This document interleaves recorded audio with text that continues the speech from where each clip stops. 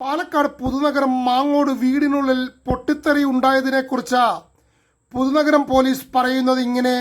ഉച്ചയ്ക്ക് 12:45-നും 1 മണിക്കും ഇടയിലാണ് സ്ഫോടനമുണ്ടായത്. സ്ഫോടനം നടക്കുന്ന സമയം വീടിനുള്ളിൽ പുതുനഗരം പള്ളിത്തെരുവ് സ്വദേശി ഷെഫീഖും സഹോദരി ഷാഹിനിയുമായിരുന്നു ഉണ്ടായിരുന്നത്.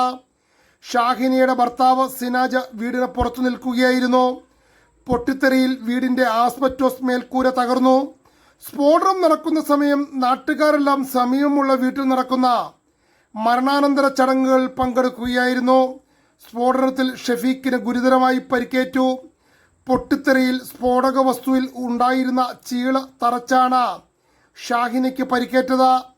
ഇനി എന്താണ് പൊട്ടിത്തെറിച്ചത് എന്ന് ചോദിച്ചാൽ ഉഗ്രശേഷിയുള്ള പന്നിപ്പടക്കമാണെന്നാണ് പോലീസ് നൽകുന്ന സൂചന. അലമാരയിൽ നിന്നും എടുക്കുന്ന വഴി താഴെ വീണാണ് പൊട്ടിച്ചിതറിയതെന്നാണ് സംശയിക്കുന്നത്. 3 പന്നിപ്പടക്കമായിരുന്നു പൊട്ടിത്തെറിച്ചത്. കാരണം തറയിൽ പൊട്ടിത്തെറിയുടെ ആഘാതത്തിൽ 3 ചെറിയ കുഴികൾ ഉണ്ടായിട്ടുണ്ട്. പോലീസ് പരിശോധനയിൽ വീട്ടിൽ നിന്നും മറ്റു സ്ഫോടക വസ്തുക്കൾ ഒന്നും കണ്ടെടുത്തിട്ടില്ല. എന്നാൽ ഷെഫീഖിന്റെ സഹോദരി ഷാഹിന കൃത്യമായി മൊഴി കൊടുക്കാത്തത് പോലീസിനെ കുഴയ്ക്കുന്നു. ശാസ്ത്രീയ പരിശോധന ഉൾപ്പെടെ നടത്താനാണ് പുതുനഗരം പോലീസ് തീരുമാനിച്ചിരിക്കുന്നത്.